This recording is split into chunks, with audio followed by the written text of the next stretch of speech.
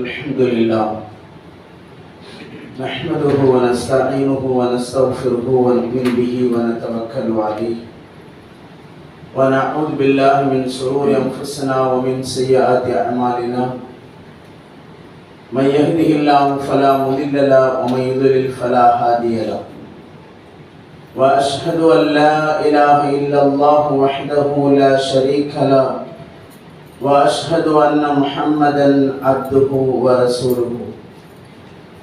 أعوذ بالله من الشيطان الرجيم. بسم الله الرحمن الرحيم. يا أيها الناس اتقوا ربكم الذي خلقكم من نفس واحدة وخلق منها زوجها وبث منهما رجالا كثيرا ونساء واتقوا الله الذي تساءلون به والأرحام إن الله كان عليكم رقيبا. وقال في آية أخرى يا أيها الذين آمنوا اتقوا الله حق تقاته ولا تموتن إلا وأنتم مسلمون. وقال نبينا صلى الله عليه وسلم اللهم صل على محمد وعلى آل محمد كما صليت على إبراهيم وعلى آل إبراهيم إنك حميد مجيد. اللهم بارك على محمد وعلى آل محمد كما باركت على إبراهيم وعلى آل إبراهيم إنك حميد مجيد. அனைத்து புகழும் புகழ்ச்சியும் அகிலத்தை படைத்து பரிபாலித்துக் கொண்டிருக்கக்கூடிய அல்லாஹ் ஒருவனுக்கு உரித்தாக்கி அவனது சாந்தியும் சமாதானமும் கருணையும் கிருபையும் சத்திய தூதர் முஹம்மது நபி ஸல்லல்லாஹு அலைஹி வஸல்லம் அவர்கள் மீதும் அவர்களின் வாழ்க்கை நெறிமுறைகளை பின்பற்றி வாழ்ந்த உத்தம சத்திய சஹாபாக்கள், தாபியீன்கள், தபஅ தாபியீன்கள், நல்லடியார்கள் அல்லாஹ்வின் மீது கடமையாக்கிய இந்த ஜும்ஆ தொழுகையை நிறைவேற்றுவதற்காக அவனுடைய இறை இல்லத்திலே ஒன்று கூடியிருக்கக்கூடிய நம் அனைவர்கள் மீதும் என்றென்றும் நிலவட்டுமா. வார்த்தைகளில் சிறந்தது அல்லாஹ்வுடைய வார்த்தை என்றும் வழிகாட்டுதல்களில் சிறந்தது முஹம்மது நபி ஸல்லல்லாஹு அலைஹி வஸல்லம் அவர்களுடைய வழிமுறை என்றும் செயல்களில் மிக கெட்டது மார்க்கத்தில் பிதஅத்துகளை ஏற்படுத்துவது, மார்க்கத்தில் புதிதாக ஏற்படுத்தப்பட்ட ஒவ்வொன்றும் பிதஅத்துகள், ஒவ்வொரு பிதஅத்தும் வழிகேடுகள் அனைத்தும் உங்களை நரகத்தில் கொண்டு போய் சேர்த்துவிடும் என்று நபிகள் நாயகம் ஸல்லல்லாஹு அலைஹி வஸல்லம் அவர்கள் ஒவ்வொரு சொற்பொழிவின் ஆரம்பத்தில் நினைவுறுத்திய நபிமொழியை நானும் உங்களிடத்திலே நினைவு கூர்ந்தவனாக இந்த ஜும்ஆவினுடைய முதல் ஹுத்பாவை ஆரம்பம் செய்கிறேன். கண்ணியத்திற்குரிய சகோதர சகோதரிகளே, இந்த ஜும்ஆவினுடைய ஹுத்பாவின் தலைப்பாக ஒரு ஜனாசாவின் அழுகையும் அவசரமும் என்கிற ஒரு தலைப்பின் கீழ் அவ்வப்போது ரசூலுல்லாஹி ஸல்லல்லாஹு அலைஹி வஸல்லம் அவர்கள் சஹாபாக்களுக்கு மத்தியில் ஈமானையும் தக்வாவையும் அதிகரிப்பதற்காக மறுமையை பற்றியுள்ள சிந்தனையை அந்த மக்களுக்கு நினைவூட்டுவதற்காக பல்வேறு விதமான செய்திகளை மறுமையை குறித்துள்ள ஒரு சிந்தனையை அல்லாஹ்வுடைய தூதர் ஸல்லல்லாஹு அலைஹி வஸல்லம் அவர்கள் சஹாபாக்களுக்கு மத்தியிலே ஏற்படுத்தி கொண்டே இருப்பார்கள். காரணம், இந்த உலகத்திலே இன்றைக்கு வாழ்ந்து கொண்டிருக்கக்கூடிய மனிதன் காலையிலே எழுந்தது முதல் இரவு வரைக்கும் செய்யக்கூடிய அநியாயங்கள், அக்கிரமங்கள், பாவங்கள் எண்ணிலடங்காதது என்று சொல்லக்கூடிய அளவிற்கு தவறுகள் என்று தெரிந்தும் கூட அதையே திரும்ப திரும்ப செய்யக்கூடிய ஒரு சூழ்நிலையை பார்க்கிறோம். அப்ப இப்படி நாம் வாழக்கூடிய இந்த வாழ்க்கையில் நம்முடைய வாழ்நாளில் ஒரு நாள் சென்று விட்டதை தவிர திரும்பவும் சென்ற நாள் நமக்கு மீண்டு வருவது கிடையாது. அதே போலதான் அல்லாஹ் ரப்புல் ஆலமீன் நம்முடைய தாயின் கருவறையிலே 4 மாதம் ஆனவுடன் ஒவ்வொரு மனிதர்களுக்கும் உண்டான விதி என்பது எழுதப்படுகிறது. 2 மலக்குகள் தாயினுடைய கருவறைக்கு வருகிறார்கள். உருவாகக்கூடிய இந்த குழந்தை ஆணா அல்லது பெண்ணா, எவ்வளவு நாள் இந்த பூமியிலே வாழும், எப்பொழுது மரணிக்கும், அது நல்லதா அல்லது கெட்டதா, அதனுடைய ரிஸ்க் எவ்வளவு என்பதை பற்றி எல்லாம் அந்த விதி எழுதப்படுகிறது. அந்த விதியின் அடிப்படையில் வாழக்கூடிய ஒவ்வொரு மனிதனும் மரணத்தை அவன் சந்தித்தே ஆக வேண்டும். அல்லாஹ் ரப்பல் ஆலமீன் திருமறை குர்ஆனிலே குறிப்பிடுகிறான், குல் நபியே நீர் கூறுவீராக, இன்னல் மௌத்தல்லதி தஃபிர்ரூன மின்ஹு ஃபஇன்னஹு முலாக்கீக்கும், எந்த மரணத்தை விட்டு நீங்கள் விரண்டோடுகிறீர்களோ அந்த மரணம் உங்களை சந்தித்தே தீரும். சும்ம துரத்தூன இலா ஆலிமில் கைபி வஷ்ஷஹாதா, மறைவானவற்றை எல்லாம் அறிந்திருக்கக்கூடிய அல்லாஹ்வின் பக்கம் நீங்கள் திரும்ப கொண்டு வரப்படுவீர்கள். ஃபயுனப்பியுக்கும் பிமா குன்தும் தஅமலூன், அப்பொழுது நீங்கள் எதை இந்த உலகத்திலே செய்தீர்களோ அதை அல்லாஹ் ரப்பல் ஆலமீன் உங்களுக்கு அறிவிப்பான் என்று இறைவன் திருமறை குர்ஆனிலே சொல்லி காட்டுகிறார். அப்படியானால் இந்த மரணத்தை விட்டு நாம் யாரும் நம்மிலே தப்பிக்க முடியாது. அது நாம் எங்கே இருந்தாலும் சரி நம்மை வந்தடைந்தே தீரும் என்பதை இந்த வசனமும் இன்னும் ஏராளமான வசனங்கள் நமக்கு உணர்த்தி காட்டுகிறது. இப்படி இது போன்றுள்ள பல செய்திகளை நபிகள் நாயகம் ஸல்லல்லாஹு அலைஹி வஸல்லம் அவர்கள் சஹாபாக்களுக்கு மத்தியிலே அவ்வப்போது நினைவூட்டிக் கொண்டே இருந்தார்கள். அக்ஸிரு திக்ர ஹாதிமின் லத்தாத் அல் மௌத், உலகத்தினுடைய அனைத்து ஆசைகளையும் தகர்த்தெறியக்கூடிய மரணத்தை நீங்கள் அதிகமாக நினைவு கூறுங்கள். பொதுவாக மரண சிந்தனை என்பது மனிதனுக்கு எப்போது வருகிறது? நாம் நேசிக்கக்கூடிய, அன்றாடம் நாம் பார்க்கக்கூடிய, நம்முடைய குடும்பத்திலே யாராவது ஒருவர் அல்லது நம்முடைய நட்பு ரீதியாக பழகிய ஒருவர் மரணிக்கும் பொழுது அந்த தாக்கம் என்பது நமக்கு ஏற்படுகிறது. இது தொடர்ச்சியாக நம்மிடத்தில் இருக்கிறதா என்று கேட்டால் கிடையாது. ஓரிரு நாட்கள், 2-3 நாட்கள் மட்டுமே அந்த சிந்தனைகள் நம்மிடத்தில் இருந்து திரும்பவும் பழைய நிலைகளுக்கு நாம் மாறிவிடுகிறோம். ஒரு பாவத்தை செய்யக்கூடிய சூழல் வரும் பொழுது அல்லாஹ் நம்முடைய ரூஹை எப்பொழுது கைப்பற்றுவார் என்று தெரியாது. நாம் இந்த பாவங்களை செய்யக்கூடாது, செய்தால் படைத்த ரப்பல் ஆலமீனிடத்திலே நாம் தப்பிக்க முடியாது என்பதை மனிதன் உணர்கிறான். ஆனால் அதே சிந்தனை என்பது அவனிடத்திலே தொடர்ச்சியாக இருக்கிறதா என்று கேட்டால் கிடையாது. அதனால்தான் நபிகள் நாயகம் ஸல்லல்லாஹு அலைஹி வஸல்லம் அவர்கள் இந்த மரண சிந்தனை என்பது உங்களுக்கு இருக்க வேண்டும் என்பதற்காக அழகான ஒரு வழிகாட்டுதலை சொன்னார்கள். அந்த சுன்னாக்கள் இன்னைக்கு ஹயாத்தாக நம்மிடத்திலே கிடையாது. அது பெரும்பாலான மக்களிடத்திலே காணப்படாத ஒன்றாக இருக்கிறது. எது? உங்களுக்கு மரண சிந்தனை வருவதற்காக அதை ஏற்படுத்தக்கூடிய ஒரு வழிமுறை தான் கபறுகளை நீங்கள் ஜியாரத் செய்யுங்கள். ஜியாரத்னா என்ன? இன்னைக்கு மக்கள் விளங்கி வைத்திருக்கக்கூடியது ஏதோ மகான்கள், அவுலியாக்கள் அடக்கம் செய்யப்பட்டிருக்கக்கூடிய, அல்லாஹ்விற்கு இணை துணைகளை ஏற்படுத்தக்கூடிய, இது போன்றுள்ள கந்தூரிகள் கொண்டாடப்படக்கூடிய இடங்களிலே போய் சென்று வருவதுதான் ஜியாரத் என்று மக்கள் விளங்கி வைத்துக் கொண்டிருக்கிறார்கள். ஆனால் ஜியாரத் என்று சொல்லக்கூடிய வார்த்தைக்கு உண்டான பொருள் சந்தித்தல் என்கிற பொருளை கொண்டது. கபறுகளை ஜியாரத் செய்யுங்கள். எந்த கபறுகள்? அடக்கம் செய்யப்பட்டிருக்கக்கூடிய, ஒவ்வொரு மஹல்லாவிலும் இருக்கக்கூடிய அந்த கபரிஸ்தான்களுக்கு நீங்கள் ஜியாரத் செய்யுங்கள்.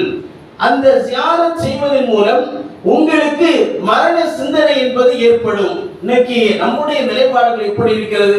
நம்முடைய தந்தையோ அல்லது பிள்ளைகளோ அல்லது உறவுகளோ யாராவது மரணித்து விட்டால் அன்னைக்கு அடக்கம் செய்து விட்டு வந்ததோடு சரி, அடுத்து எப்பொழுது மனிதன் கபரிஸ்தானுக்கு செல்கிறான், அடுத்து யாராவது ஒருவர் மரணித்தால் தான் திரும்பவும் அந்த இடத்திற்கு சென்று வருகின்றானே தவிர அவ்வப்போது இந்த சந்தித்தல் என்பது மக்களிடத்திலே காணப்படாத ஒன்றாக இருக்கிறது. அந்த சுன்னாக்கள் இன்றைக்கு அப்படியே மறக்கடிக்கப்பட்டிருக்கக்கூடிய ஒரு சூழலிலே இன்றைக்கு நாம் வாழ்ந்து கொண்டிருக்கிறோம்.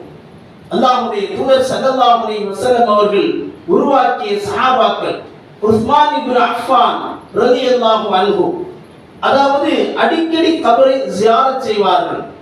அவர் ஜியாரத் செய்யக்கூடிய நேரத்தில் அவர்களுடைய தாடிகள் நனையக்கூடிய அளவிற்கு தேம்பி தேம்பி அழுவார்கள்.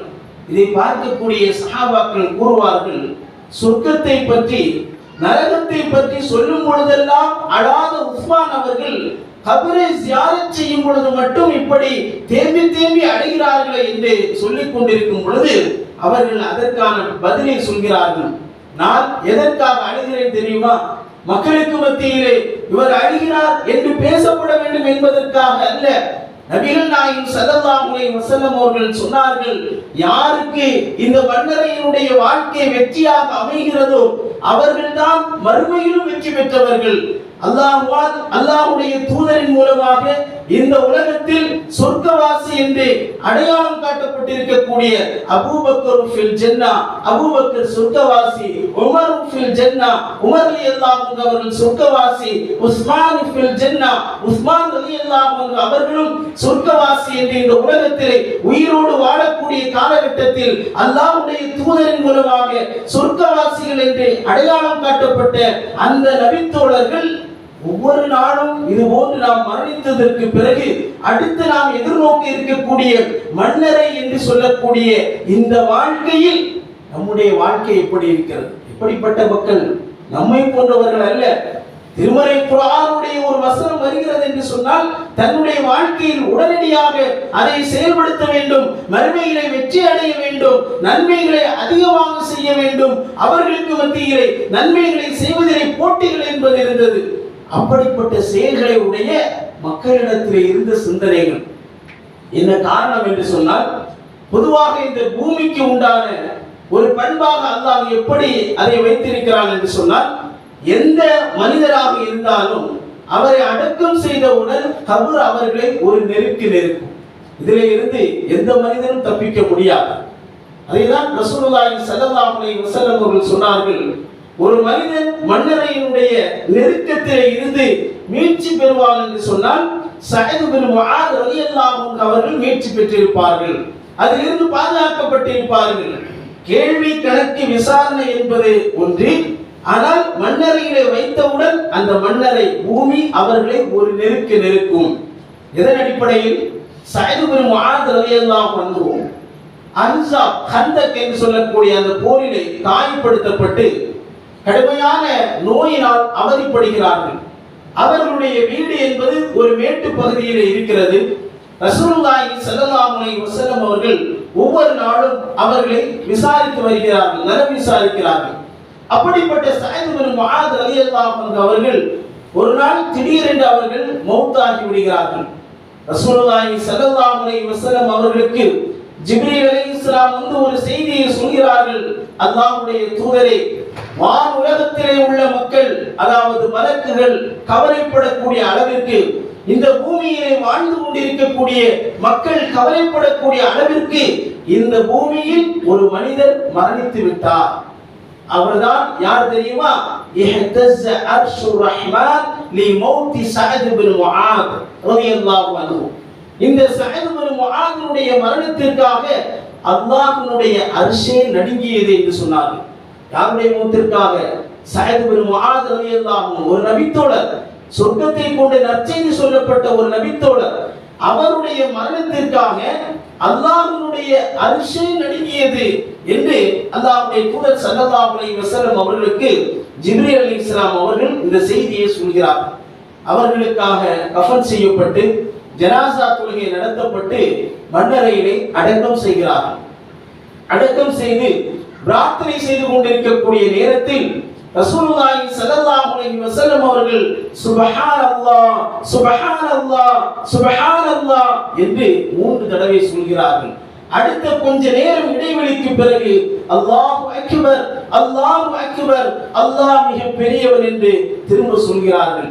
சஹாபாக்கள் எல்லாம் அந்த அவர்களுக்காக பிரார்த்தனை செய்து திரும்பி வரக்கூடிய நேரத்தில் அல்லாஹ்வுடைய தூதரிடத்திலே கேட்டார்கள், யா ரசூலுல்லாஹ், அல்லாஹ்வுடைய தூதரே, இதுவரை எத்தனையோ ஜனாசாக்களை நாம் அடக்கம் செய்திருக்கிறோம், ஆனால் அவர்களை அடக்கம் செய்து அவர்களுடைய மன்னரை மறுமையினுடைய வாழ்க்கைக்காக பிரார்த்தனை செய்து கொண்டிருந்தோம். ஆனால் இன்றைக்கு வழக்கத்திற்கு மாற்றமாக மன்னரையிலே அடக்கம் செய்யப்பட்டவுடன் சுப்ஹானல்லாஹ் என்று 3 தடவை, கொஞ்ச நேரம் இடைவெளிக்கு பிறகு அல்லாஹ் அக்பர் என்று 3 தடவை சொன்னீர்களே, என்ன காரணம்? மனிதன் மன்னரையிலே அடக்கம் செய்யப்பட்டவுடன் இப்படிப்பட்ட வார்த்தைகளை சொல்ல வேண்டுமா என்று கேட்கும் பொழுது அல்லாஹ்வுடைய தூதர் அவர்கள் சொன்னார்கள், என்னுடைய சகதை இந்த மண்ணறைக்குள்ளே அவர்களை வைத்தவுடன் அவர்களுக்கு மேலால் மண்ணை போட்டு நாம் மூடிவிட்டு நின்ற அந்த நேரத்திலே கபர் அவரை ஒரு நெருக்கியது. எப்படிப்பட்ட ஒரு நபர்! அதனால் சுப்ஹானல்லாஹ் என்று சொன்னேன்.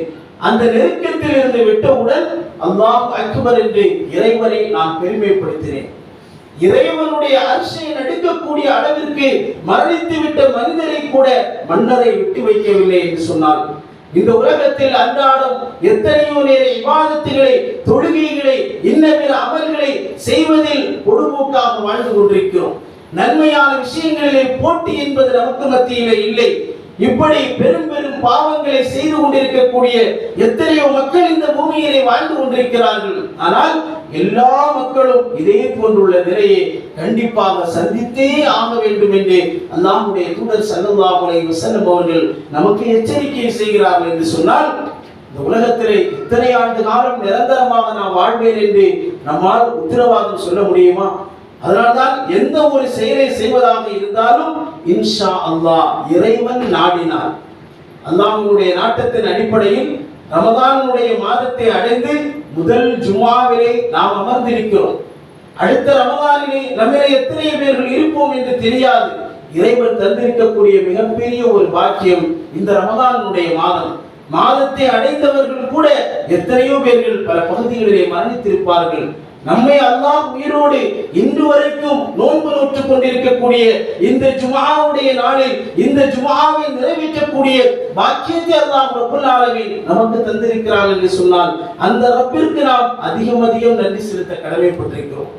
எனவேதான் அல்லாஹ்வுடைய தூதர் அவர்கள் சொன்னார்கள், இந்த உலகத்திலே ஒரு மனிதன் மரணிக்கக்கூடிய நேரத்தில் பாவிகளுடைய உயிர்கள் எப்படி கைப்பற்றப்படுகிறது என்பதை இறைவன் திருமறை குர்ஆனிலே சொல்லும் பொழுது, ஃபகைஃப இதா வஃபத்துஹுல் மலாயிகத்து யத்ரிபூன உஜூஹகும் வ அதுபாரகும், மலக்குகள் எப்படி அந்த உயிரை கைப்பற்றுவார்கள் என்று சொன்னால், யத்ரிபூன உஜூஹகும் அவர்களுடைய முகங்களில் அடித்தவாறு, வ அதுபாரகும் அவர்களுடைய பின்புறங்களில் அடிகள் கொடுத்த நிலையில் பலவந்தமான முறையிலே அந்த உயிர் அந்த உடலிலே இருந்து பிடிக்கப்படும் என்று அல்லாஹ்வுடைய தூதர் அவர்கள் சொன்னார்கள். பார்வைகள் எட்டக்கூடிய அளவுக்கு மலக்குகள் இருப்பார்கள், ஒரு மலக்கு அல்ல. அல்லாஹ் திருமறை குர்ஆனில் சூரத்து சஜ்தா இன்றைய தினம் ஃபஜ்ருடைய தொழுகையிலே ஓதிய ஒரு வசனம், குல் யதவஃபாக்கும் மலக்குல் மௌத்தில்லதி உக்கில பிக்கும், நபியே நீர் கூறுவீராக, உங்களுக்காக நியமிக்கப்பட்டிருக்கக்கூடிய மலக்குல் மௌத் இருக்கிறார். அப்படிப்பட்ட மலக்குல் மௌத், எனக்கும் ஒரு மலக்குல் மௌத், உங்களுக்கும் ஒரு மலக்குல் மௌத் எப்பொழுதும் நம்மோடே இருப்பார்கள். அல்லாஹ் எப்பொழுது அவரை உயிரை கைப்பற்றி என்று கட்டளையிடுகிறானோ உடனடியாக அந்த மலக்குல் மௌத் உயிரை கைப்பற்றுவார். அப்படிப்பட்ட மலக்குல் மௌத் உயிரை கைப்பற்றப்படக்கூடிய நேரத்தில் அவர்கள் அந்த உலகத்தினுடைய வாழ்வை விட்டு பிரிய போகிறோம் என்கிற சூழ்நிலை மரணிக்கக்கூடிய நபருக்கு தெரியும். மக்கள் எல்லாம், உறவுகள் எல்லாம் பேசிக் கொண்டிருப்பார்கள், எந்த மருத்துவமனைக்கு எடுத்து செல்லலாம், எங்கே சென்றால் இவரை காப்பாற்ற முடியும், எங்கே இதனுடைய ட்ரீட்மெண்ட் இருந்தால் இவர்கள் எப்படியாவது காப்பாற்றி விடலாம் என்று உறவுகள் எல்லாம் பேசிக் கொண்டிருப்பார்கள். அல்லாஹ் சொல்கிறான், அதாவது அந்த மனிதன் நினைப்பால், என்னை எங்கே கொண்டு நீங்கள் செல்ல போகிறீர்கள், இன்னும் கொஞ்ச நேரத்தில் இந்த உலகத்தை விட்டு நான் பிரிய போகிறேன், உங்களை எல்லாம் விட்டு நான் பிரிய போகிறேன் என்று அந்த மனிதன் சக்கராத்தினுடைய அந்த நிலைமையை சொல்லுவார். அதே நேரத்தில் உயிரை கைப்பற்றக்கூடிய ஒரு மலக்கு மட்டுமல்ல, அல்லாஹ்வுடைய தூதர் அவர்கள் சொன்னார்கள், பார்வைகள் எட்டக்கூடிய அளவிற்கு மலக்குகளுடைய ஒரு கூட்டமே அங்கே நின்று கொண்டிருக்கும். அது சுற்றி இருக்கக்கூடிய எந்த மக்களுக்கும் தெரியாது. அந்த மரண தருவாயை எதிர்நோக்கி கொண்டிருக்கக்கூடிய அந்த மனிதனுக்கு மட்டும்தான் தெரியும். அவர்கள் பாவிகளுடைய உயிரை கைப்பற்றக்கூடிய நேரத்தில் அடிகள் கொடுக்கப்பட்ட நிலையில் பலவந்தமான முறையிலே அந்த உயிரை கைப்பற்றுவார்கள்.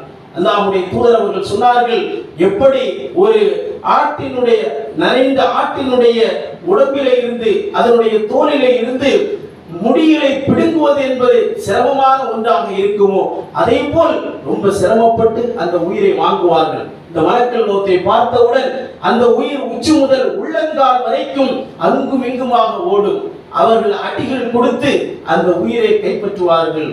அதற்கு பிறகு அவரை கஃன் செய்து அவருடைய சந்தூக்களை வைத்து செல்லக்கூடிய நேரத்தில், என்னை எங்கே கொண்டு செல்கிறீர்கள், என்னை விட்டு விடுங்கள், என்னை விட்டு விடுங்கள் என்று அந்த ஜனாசா கதறுகிறது, அந்த ஜனாசா அழுகிறது. ஆனால் இந்த சப்தத்தை மனித ஜின்களால் கேட்க முடியாது. நாம் தூக்கி கொண்டு செல்கிறோம், அது போடக்கூடிய சத்தம் என்பது மனித ஜின்களுக்கு கேட்கக்கூடிய நிலையை அல்லாஹ் கொடுக்கவில்லை.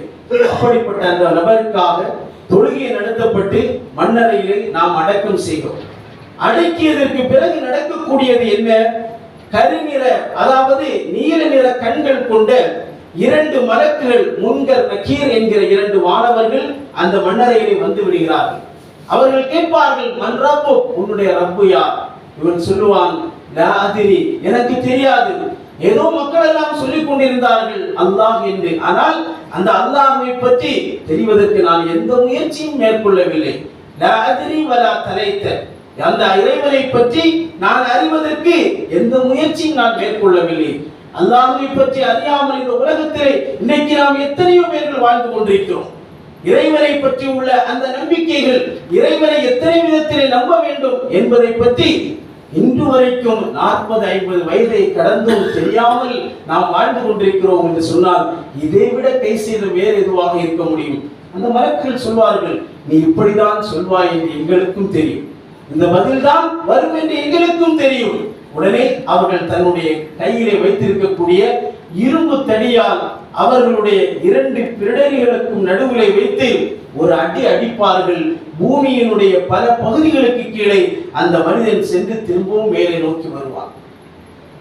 ரசூலுல்லாஹி ஸல்லல்லாஹு அலைஹி வஸல்லம் அவர்கள் அந்த தடியினுடைய பவர் எந்த அளவுக்கு இருக்கும் என்று சொன்னால், அல்லாஹ்வுடைய தூதர் உஹது மலையை சுட்டி காண்பித்து சொன்னார்கள், அதோ இருக்கிறதே உஹது மலை, அந்த உஹது மலையின் மீது இந்த தடியை கொண்டு வானவர்கள் அடித்தால் அந்த மலை சுக்கு நூறாக பொடிந்துவிடும் என்று சொன்னார். அப்படிப்பட்ட அந்த தடியால் அந்த மனிதனை அடிக்கும் பொழுது இவ்வளவு பூமியினுடைய பல பாகங்களுக்கு கீழே சென்று திரும்பவும் மேலே நோக்கி வருகிறார். திரும்ப கேட்பார்கள், மன்னபி, உன்னுடைய தூதர் யார், உன்னுடைய நபி யார்? ஏதோ முகம்மது என்று சொல்லிக் கொண்டிருந்தார்கள், அவரை பற்றி நான் அறிவதற்கு எந்த முயற்சியும் மேற்கொள்ளவில்லை, இதே பதில்தான் என்று எங்களுக்கும் தெரியும் என்று அடுத்த அடிகள் விடும். அடுத்து, உன்னுடைய மார்க்கம் எது? இஸ்லாம் என்று சொன்னார்கள். அந்த இஸ்லாம் என்றால் என்னவென்றே எனக்கு தெரியாது. இஸ்லாம் என்று சொல்லக்கூடிய வார்த்தைக்கு உண்டான பொருள் நம்மில் எத்தனை பேர்களுக்கு தெரியும்? முஸ்லிம் என்று நாம் சொல்லிக் கொண்டிருக்கிறோமே, முஸ்லிம் என்று சொன்னால் அதனுடைய பொருள் என்ன? இஸ்லாம் என்று சொல்லக்கூடிய வார்த்தை என்பது எத்தனை பொருளை கொண்டது? அடிப்படையான விஷயங்களை இன்றைக்கு தெரியாமல் முஸ்லிம் என்று நம்மை நாம் சொல்லிக் கொண்டிருக்கிறோம் என்று சொன்னால் அது எவ்வளவு பெரிய கை செய்தமான நிலை என்பதை ஒவ்வொருவர்களும் இந்த நேரத்தை நாம் புரிய கடமைப்பட்டிருக்கிறோம். இப்படியெல்லாம் இருக்கக்கூடிய நேரத்தில் அந்த கபரிலே ரொம்ப அவலட்சண முகம் கொண்ட துர்நாற்றம் வீசக்கூடிய அளவிற்கு ஒரு மனிதன் அவரை நோக்கி நடந்து வருவான்.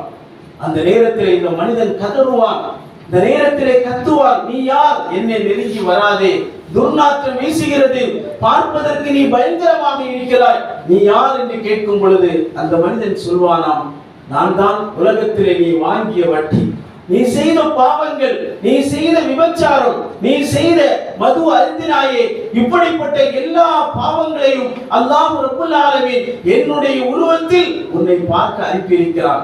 கொஞ்ச நேரம் இருந்துவிட்டு சென்று விடுவாரா?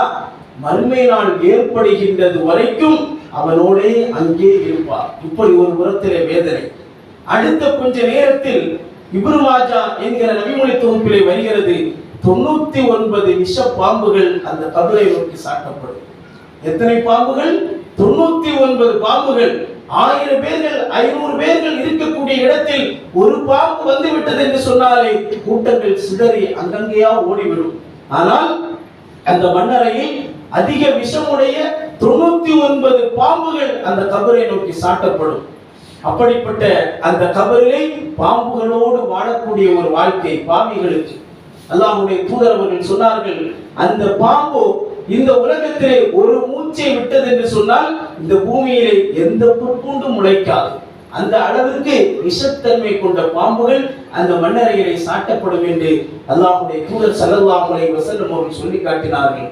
அது மட்டுமல்லாமல் இருளான நிலையில் காலையிலும் மாலையிலும் நரகத்தினுடைய வெப்ப காற்றுகள் அந்த மண்ணறையிலே வீசப்படும், நெருக்கிக் கொண்டே இருக்கும். இது போன்றுள்ள சூழ்நிலைகள் பாவிகள் இன்னும் அதிகமான செய்திகளை அல்லாஹ்வுடைய தூதர் அவர்கள் குறிப்பிடுகிறார்கள். ஆனால் நல்ல அடியானாக இருந்தால் அவனுடைய உயிர்கள் கைப்பற்றப்படக்கூடிய நேரத்தில் மலக்குகளுடைய கூட்டமே நின்று கொண்டு சலாமுன் அலைக்கும், உங்கள் மீது சாந்தி உண்டாவதாக என்று அவர்களுக்கு சலாம் சொல்லி, நல்ல ஆத்மாவே இந்த உடலை விட்டு நீ வெளியேறு என்று சொன்னவுடன் எந்த விதமான சிரமமும் இல்லாமல் ஒரு பாத்திரத்திலே தண்ணீரை ஊற்றினால் அதை திரும்ப கவிழ்த்தக்கூடிய நேரத்தில் தங்கு தடையின்றி வருகிறதோ அதே போல் அந்த உடலிலே இருந்து அந்த உயிர் வெளியேறி விடுகிறது. இதுதான் நிலைமைகள். அப்படிப்பட்ட அந்த மனிதரை தூக்கி செல்லக்கூடிய நேரத்தில் அந்த ஜனாசா சொல்லுவாம், சீக்கிரமாக என்னை விரைந்து கொண்டு செல்லுங்கள், என்னை விரைந்து கொண்டு செல்லுங்கள், எனக்குண்டான அருளை நான் காண வேண்டும் என்று அந்த ஜனாசா புறம் அந்த ஜனாசா சொல்லிக்கொண்டே இருக்கும். அப்படிப்பட்ட அந்த ஜனாசா தொழுகையை நடத்தி மண்ணறையிலே அடக்கம் செய்யப்பட்டவுடன் முன்கர் நக்கீர் என்கிற மாணவர்கள் வருவார்கள். அதே கேள்வியை கேட்பார்கள். இவர் சொல்லுவார், ரப்பி அல்லாஹ், என்னுடைய ரப்பு அல்லாஹ், என்னுடைய நபி முஹம்மது ஸல்லல்லாஹு அலைஹி வஸல்லம், என்னுடைய மார்க்கம் இஸ்லாம் என்றெல்லாம் இந்த பதிலை சொல்வார்கள். இதே பதிலை சொல்வீர்கள் என்று எங்களுக்கும் தெரியும் என்று அவர்களுக்கு நரகம் காட்டப்படும். முதலாக நல்லவர்களுக்கு நரகம் காட்டப்படும். இதுதான் உங்களுக்கு உண்டான இடம். ஆனால் உலகத்திலே நீங்கள் அமல்களை செய்து இறைவனை ஈமான் கொண்டு நல்ல அமல்களை செய்ததன் காரணத்தினால் அல்லாஹ் உங்களுக்கு இந்த சொர்க்கத்தை வழங்குகிறான் என்று அவர்களுக்கு சுப செய்தி சொல்லப்படும். அப்படிப்பட்ட நேரத்தில் 70க்கு 70 அளவு கபர் விசாலமாக்கப்படும். பிரகாசமான முறையில் இருக்கும். சொர்க்கத்தினுடைய காட்சிகள் காலையிலும் மாலையிலும் கபரை நோக்கி சாட்டப்படும். இப்படியெல்லாம் இந்த வாழ்க்கையை அனுபவித்துக் கொண்டிருக்கக்கூடிய அந்த முஃமினான மனிதன் சொல்லுவானாம், அதாவது எனக்கு இந்த நேரத்திலே ஒன்றை மட்டும் சொல்வதற்கு அனுமதி தாருங்கள். நான் மரணித்ததற்காக என்னுடைய வீட்டிலே என்னுடைய பிள்ளைகள் அழுது கொண்டிருக்கிறது, என்னோடு பல வருடங்கள் வாழ்ந்த என்னுடைய மனைவி அழுது கொண்டிருக்கிறாள், என்னுடைய குடும்பமே வீட்டிலே அழுது கொண்டு என்னுடைய இழப்பிற்காக வேண்டி அப்படியே துக்கத்திலே தவித்துக் கொண்டிருக்கிறார்கள். அவர்களிடத்திலே போய் நான் இந்த மண்ணறையிலே நல்ல முறையிலே இருக்கிறேன், எனக்கு வேதனை என்பது கிடையாது, நல்ல வாழ்க்கை அல்லாஹ் எனக்கு பரிசகளை தந்திருக்கிறான் என்று சொல்வதற்கு மட்டும் அனுமதி தாருங்கள் என்று கேட்டவுடன் அந்த நேரத்தில் அந்த மலக்குகள் சொல்வார்கள், இதற்கு மட்டும் உங்களுக்கு அனுமதி இல்லை. ஒரு மண மாப்பிள்ளை எப்படி மணவரையிலே தூங்குவானோ அதே போல் நீங்கள் தூங்குங்கள் என்று மறுமை நாள் வரைக்கும் மன்னரையினுடைய வாழ்க்கை நிம்மதியாக அந்த முஃமினான மனிதருக்கு இருக்கும் என்று அல்லாஹ்வின் தூதர் ஸல்லல்லாஹு அலைஹி வஸல்லம் அவர்கள் சொல்லி காட்டுகிறார்கள் என்றால், கண்ணியத்துக்குரியவர்களே, இது போன்ற முஃமினான நிலையில் இந்த உலகத்திலே வாழக்கூடிய நபர்களுக்கு அடுத்து நிலையான மறுமையினுடைய வாழ்க்கைக்கு முன்னால் சந்திக்க இருக்கக்கூடிய இடைப்பட்ட வாழ்க்கை தான் மன்னரையினுடைய வாழ்க்கை. நாம் நேசிக்கக்கூடிய மனைவியோ, நாம் பெற்றெடுத்த பிள்ளைகளோ, நம்முடைய பெற்றெடுத்த பெற்றோர்களோ, நம்முடைய குடும்பங்களோ யாரும் நம்மோடு வரமாட்டார்கள். தனிமைப்படுத்தப்படுவோம். ஒரு நாளில் தனிமைப்படுத்தப்படுவோம், மண்ணுக்குள்ளே புதைக்கப்படுவோம். அப்படிப்பட்ட நேரத்தில் நாம் செய்த அமல்கள் மட்டும்தான் நம்மோடு தங்கக்கூடியதாக இருக்கிறது. எனவே அப்படிப்பட்ட அடுத்து நாம் எதிர்நோக்கி இருக்கக்கூடிய வாழ்க்கை நமக்கு வெற்றியாக அமைய வேண்டுமானால் இந்த உலகத்திலே படைத்த இறைவனை ஈமான் கொண்டதோடு மட்டுமல்லாமல் நல்ல அமல்களை செய்யக்கூடிய நல்ல மக்களாக நாம் வாழ்வோம். பாவங்களை செய்வதிலே இருந்து விலகி இருப்போம். தவறுகளை செய்வதிலே இருந்து நம்மை நாம் தற்காத்துக் கொள்வோம். படைத்த இறைவன் நேசிக்கக்கூடிய அமல்களை இந்த உலகத்திலே செய்து இறைவன் நேசிக்கக்கூடிய மக்களாக இந்த உலகத்திலே வாழ்வோம். உண்மையான முஸ்லிமாக வாழ்ந்து உண்மையான முஸ்லிமாக மரணிக்கக்கூடிய தௌஃபீக்கை அல்லாஹ் ரப்பல் ஆலமீன் நமக்கு தந்தருள் புரிய வேண்டும். மரணத்தினுடைய தருவாயில் சக்கராத்தினுடைய ஹாலில் அல்லாஹ்வுடைய தூதர் அவர்கள் சொன்னார்களே, மன் கால அவாஹிருல் கலிமி லா இலாஹ இல்லல்லாஹ் ஹுவ தஹலல் ஜன்னah, யாருடைய கடைசி வார்த்தை லா இலாஹ இல்லல்லாஹ் என்கிற கலிமாவாக இருக்கிறதோ அவர்கள் சொர்க்கம் செல்வார்கள் என்று சொன்னார்களே. அப்படிப்பட்ட கலிமாவை ஒளிந்து மரணிக்கக்கூடிய தௌஃபீக்கை வல்ல ரப்பல் ஆலமீன் நம் அனைவருக்கும் தந்தருள் புரிவானாக. வாஹிரு தஅவானா அல்ஹம்துலில்லாஹி ரப்பில் ஆலமீன்.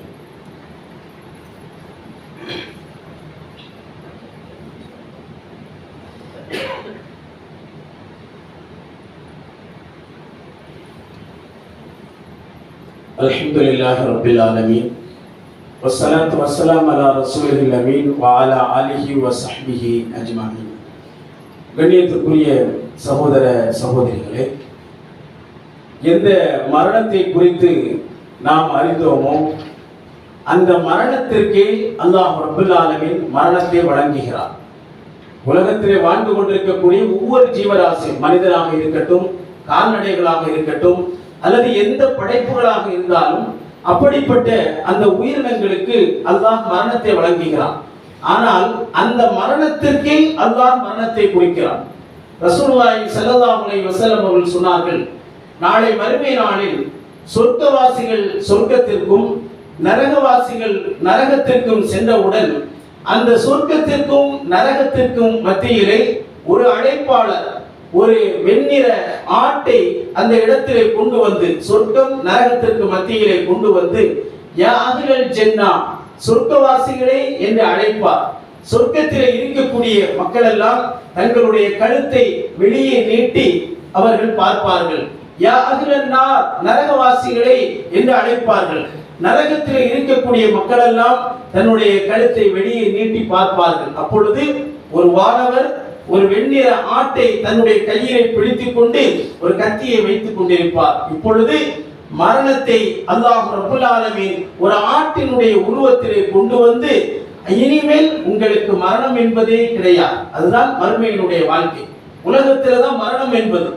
அடுத்து நாம் எதிர்நோக்கி இருக்கக்கூடிய மன்னரினுடைய வாழ்க்கைக்கு பிறகுள்ள மறுமையினுடைய வாழ்க்கை என்பது நிலையான வாழ்க்கை. அங்கே எத்தனை ஆண்டு காலம்தான், அதற்கு பிறகு திரும்பவும் உலகத்திற்கு வருவதெல்லாம் கிடையாது. அதுதான் நிரந்தரமான வாழ்க்கை. அங்கே மரணம் என்பதே கிடையாது. பிறகு அந்த வானவர் இதை சொல்லி அந்த ஆட்டை அறுக்கிறார். அப்பொழுது பார்க்கக்கூடிய ஒவ்வொரு மனிதரும் இது என்னுடைய உயிர் என்பதை அவர்கள் புரிந்து கொள்வார்கள். அப்படிப்பட்ட மரணத்திற்கே அல்லாஹ் ரப்பல் ஆலமீன் மரணத்தை மறுமை நாளிலே வழங்குகிறார். எனவே கண்ணியத்திற்குரியவர்களே, நிலையான அந்த மறுமையினுடைய வாழ்க்கை தான் ஒரு மனிதனுக்கு உண்டான வாழ்க்கை. அறிவாளியாக இருக்கக்கூடிய ஒரு முக்மீனான மனிதன் இந்த உலகத்திலே நமக்கு கிடைக்கக்கூடிய ஒவ்வொரு நாளையும் ஒரு பொக்கிஷமாக எடுத்துக்கொண்டு, என்னுடைய வயதிற்கு ஒத்த அல்லது என்னை விட வயதிலே குறைந்த, என்னை விட வயதிலே மூத்த எத்தனையோ மக்கள் இந்த ரமதானுடைய மாதத்திலே இல்லை, நம்மை விட்டு பிரிந்து விட்டார்கள். அப்படிப்பட்ட மக்களுக்கு மத்தியில் அமல்களை செய்யக்கூடிய, நோன்புகளை நோக்கக்கூடிய, திருமறை குர்ஆனை ஓதக்கூடிய, சதக்காக்களை செய்யக்கூடிய, நல்ல நல்ல வார்த்தைகளை பேசக்கூடிய, நன்மைகளை செய்யக்கூடிய ஒரு வாய்ப்பை அல்லாஹ் ரப்பல் ஆலமீன் உங்களுக்கும் எனக்கும் தந்திருக்கிறான் என்று சொன்னால், நாம் சேர்க்கக்கூடிய ஒவ்வொரு நன்மைகளும் அது நம்முடைய மன்னரையினுடைய வாழ்க்கையை வெற்றியாக்கும். நாம் சேர்க்கக்கூடிய ஒவ்வொரு நன்மைகளும் நம்முடைய மறுமையினுடைய வாழ்க்கையை வெற்றியாக்கும். எனவே அப்படிப்பட்ட மறுமையினுடைய நாளில் யாரும் நமக்கு உதவி செய்ய முன் வர மாட்டார்கள். யார் யாரை பார்த்தாலும் தந்தையை பார்த்து பிள்ளை விரண்டோடுவார், பிள்ளையை பார்த்து தந்தை விரண்டோடுவார், கணவனை பார்த்து மனைவி விரண்டோடுவார், மனைவியை பார்த்து கணவன் விரண்டோடுவார். பார்த்து விட்டாலே எல்லோரும் எல்லோரை பார்ப்பார்கள். இதுதான் என்னுடைய மகன், இதுதான் என்னுடைய மனைவி, இவள்தான் என்னுடைய பிள்ளை என்றெல்லாம் அவர்களுக்கு தெரியும். ஆனால் பார்க்கக்கூடிய ஒவ்வொரு நபர்களும் யாருக்கோ பின்னால் ஒளிந்து கொள்வார்கள். என்ன காரணம்? நாம் நினைக்கிறோம், நான் நிச்சயமாக என்னுடைய நன்மையை என்னுடைய தாய்க்கும் தந்தைக்கும் கொடுப்பேன் என்று. இதெல்லாம் இந்த உலகத்திலே வெறும் வெற்று வார்த்தைகளை தவிர மறுமையிலே எல்லா மனிதர்களும் சுயநலவாதிகளாகத்தான் இருப்பார்கள். தந்தையை பார்த்து மகன் ஒளிந்து கொள்வார். என்னுடைய அத்தா, என்னுடைய வாப்பா பார்த்தால் என்னிடத்திலே இருந்த அமல்களை கேட்டு விடுவாரோ.